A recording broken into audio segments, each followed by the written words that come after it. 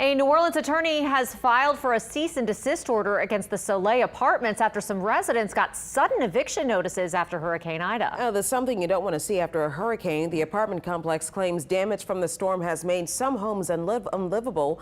Heather Fontaine talked to one resident who says she was given no heads up. Mold on the walls, the ceiling peeling. This is how Kaiya Wilkes found her apartment when she returned from her Hurricane Ida evacuation last weekend. The apartment complex knew about the damages in my apartment for over a week and never said anything to me. They told me I had 10 minutes to pack a bag and leave. The college student only moved into Saulet Apartments a few weeks ago, but she left with plans to come back once it was repaired. That Friday, she saw this email in her inbox from Saulet management. Dear resident, we are terminating your lease effective 5 days from the date of this letter. Your apartment is no longer fit for human habitation. I consider it very unlivable because you can't live in mold because of how much there is, but it is definitely repairable.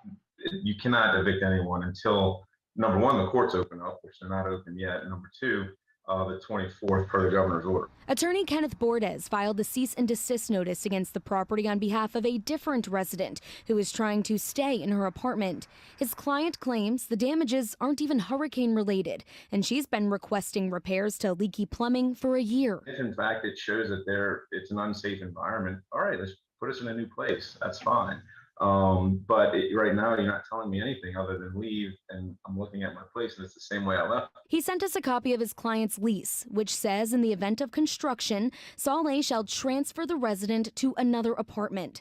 Bordes says he's talked with the apartment's attorney and has been told his client can stay put for now. My clients just want to do like everyone, just start recovering from the storm. They just don't want to be bothered by getting kicked out of their house. Another resident sent us these pictures of the hallway leading to their apartment, the walls ripped off and pieces of the ceiling missing. The letter from Saulet says they had no choice but to terminate leases. The 5 days and them wanting to dispose of myself after 5 days is really the biggest thing that bothers me. There's no options, there's no communication before that letter was sent, there was nothing. They kicked me out. Kaiya is apartment hunting again.